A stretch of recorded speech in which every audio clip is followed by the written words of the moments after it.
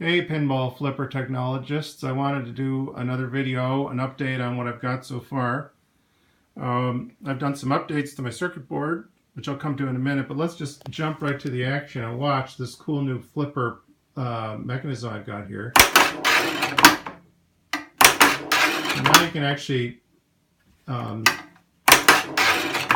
play this game. It's not really a game, this apparatus.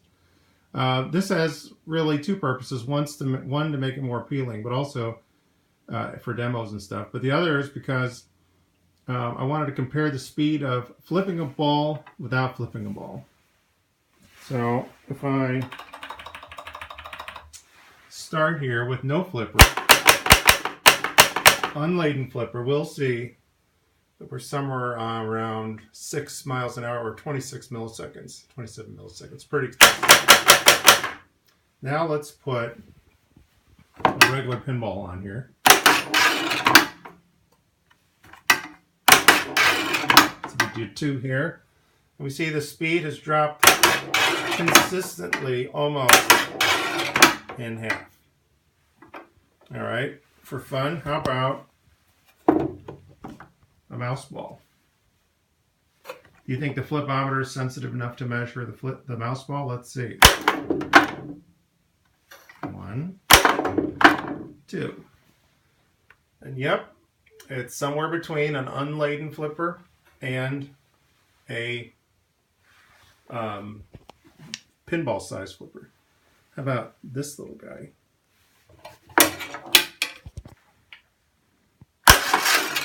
Wow, that's nice and fast. Well, there again, this ball appears to be somewhere lighter than a mouse ball, but heavier. Sorry, lighter than a pinball, but heavier than a mouse ball. And then just for the heck of it, this is a Lego soccer ball.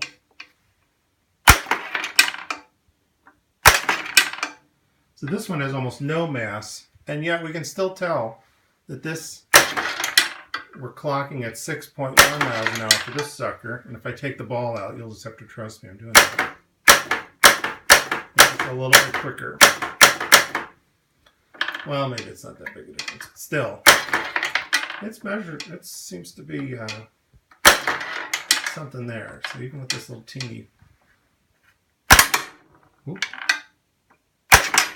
ball here, we can sense a tiny difference. Now let's put it back where I'm taking the ball out.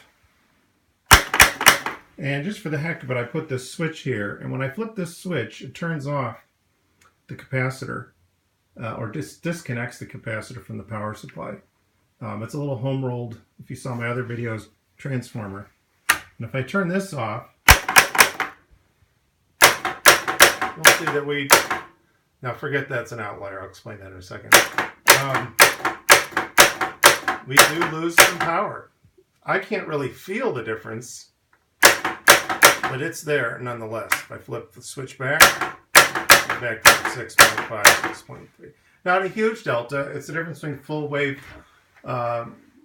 rectifier and full wave plus a smoothing capacitor. And there you go. All right, so on to the guts. Oh, by the way, that outlier was because my state machine is written such that if you aren't pushing the flipper button while it's measuring, you get weird results. Okay. Here's my circuit board. I've updated it. Now, when I first started, I had a relay.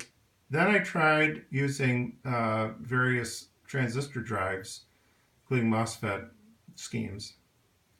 And those worked, but then, I don't think I had the right protection in it. I had the unfortunate experience of blowing one of these reasonably expensive $30 Raspberry Pi boards. So I, for safety's sake, and since I'm taking this to a public exhibition of sorts, I have gone to kind of a bulletproof relay with a little bit of diode flyback protection and other cool stuff, courtesy of my friends at Janko Electronics, just up the street from me. And there you go. So over here we have got the button stage. Over here, the 2 buttons, pretty simple. And then we've got a pre-driver, 2N2222, my relay. Away you go. All right, well, we'll close out with a little ball action here.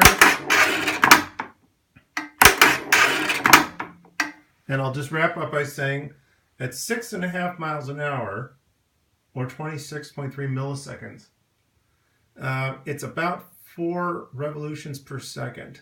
So this thing is moving pretty quick, but the actual tip speed is only 6 to 7 miles an hour. And I had completely wrecked that result on a previous video where I had that as like 50 miles an hour, but it was a software error. I'm very confident this is correct, because if you think about it, if a 50 mile an hour thing hit your finger, you would know, and this certainly is nowhere near that. But I've tested this, and that's the whole story. Okay, thanks everybody. Bye-bye.